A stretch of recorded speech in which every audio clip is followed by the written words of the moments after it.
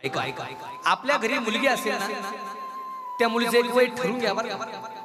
वय 21च्या आत मुलीचं लग्न करा, 22च्या आत लग्न करा. 12वी झाली, 12 आणि 6 18.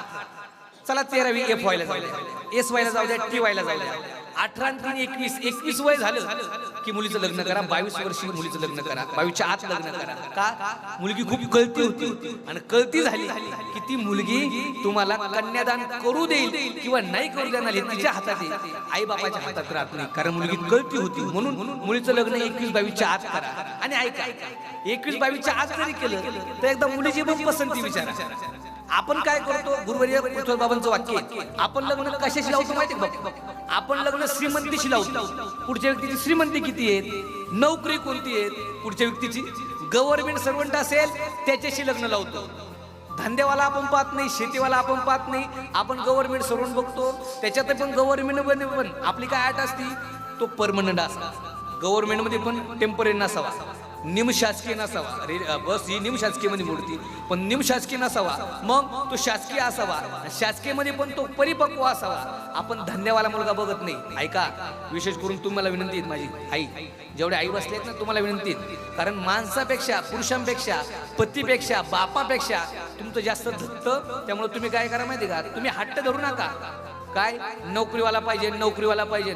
आता नोकऱ्याने धंदेवाला पण एखादा बघा, धन्यवाला बघा ना, तो मुलगी सुखात ठेवल तुम्हीची. म्हणून मुलीचं लग्नाचं वय 21-22 असू द्या. आणि विशेष म्हणजे लग्नाच्या वेळेस त्या मुलीचं कन्यादान करा बरं का. कन्यादान करा, कन्यादान करा हे वाक्य का बोलतोय? मुलीचे पैसे घेऊ नका. 2 लाख 3 लाख 5 लाख आपण मुलीचे पैसे घेतो, ते पैसे घेऊ नका. आणि सर्वात महत्वाचं एक मोठा संदेश जो मी आता नवीन जोडला, ललित महाराज, ऋषिकेश महाराज, मी नवीन संदेश जोडला ते नुकताच.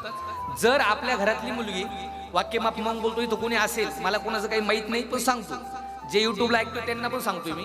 आपल्या घरातली मुलगी जर एखाद्या आपल्याच धर्मातल्या मुलाशी निघून गेली असेल, वाक्य माफी मग बोलतोय पुन्हा मी, आपल्या धर्मातल्या एखाद्या मुलाशी लग्न करून निघून गेली असेल, लव्ह मॅरेज केलं असेल, आणि तुम्ही गेल्या 4-5 वर्षापासून त्या मुलीसंग बोलत नसेल, तर माझी त्या आईला, त्या बापाला विनंती, आता तिला स्वीकारा, स्वीकारा. त्यांना पण जगू द्या.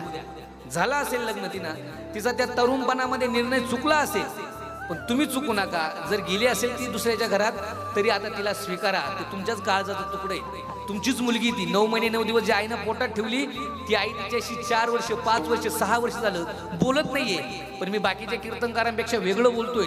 आपली मुलगी आहे ती, तिला स्वीकारा, त्यांनाही जीवन जगू द्या, तिला पण आपलं समजा. हे जर केलं तरी माझं अख्खं कीर्तन तुमच्यापर्यंत पोचलं, अशी भावना व्यक्त करतो.